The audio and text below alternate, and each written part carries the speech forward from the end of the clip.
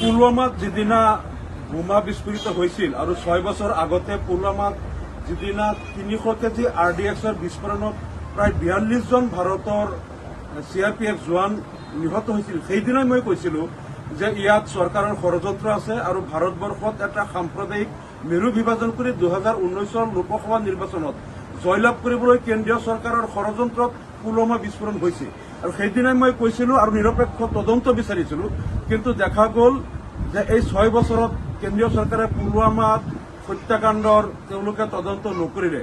কেনেকে 300 KG RDX লৈ কাৰখন CRPFৰ কনভয়ত সোমাল আৰু কাশ্মীৰৰ ইমান এটা নিৰাপদ জোনত, তাত ইমান এটা হাই ছিকিউৰিটি জোনত 300 কেজি RDX কোনে সোমালে, কেনেকৈ সোমালে, আজিলৈকে কেন্দ্ৰীয় চৰকাৰে তাৰ তদন্ত নকৰিলে আৰু তদন্ত নকৰাৰ কাৰণে তাৰ প্ৰকৃত কাৰণটো ৰাইজে নাজানিলে।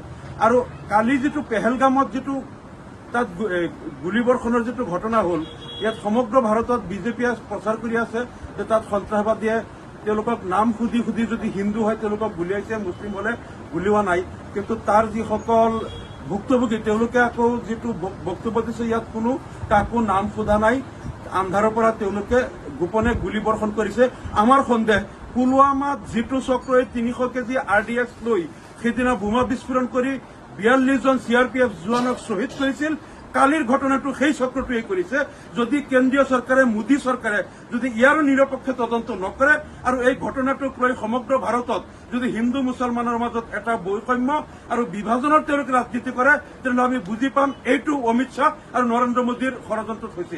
আমি আকৌ দাবী কৰিছো, পুলৱামাৰ যিদিনা বোমা বিস্ফোৰণ হৈছিল সেইদিনা আমি যেনেকৈ কৈছিলো ইয়াৰ নিৰপেক্ষ তদন্ত লাগে, আজিও আমি কৈছো পেহেলগামৰ এই ঘটনাৰ তদন্ত লাগে। যদি এই তদন্ত নকৰে আমি বুজি পাম অমিত শ্বাহ আৰু মোদীয়ে যিটো চক্ৰান্ত কৰি পুলৱামাত আগতে RDX বিস্ফোৰণ কৰিছিল, কালিও পেহেলগামৰ হত্যাকাণ্ডটো তেওঁলোকে কৰিছে বুলি আমি বুজি পাবলৈ বাধ্য হ'ম।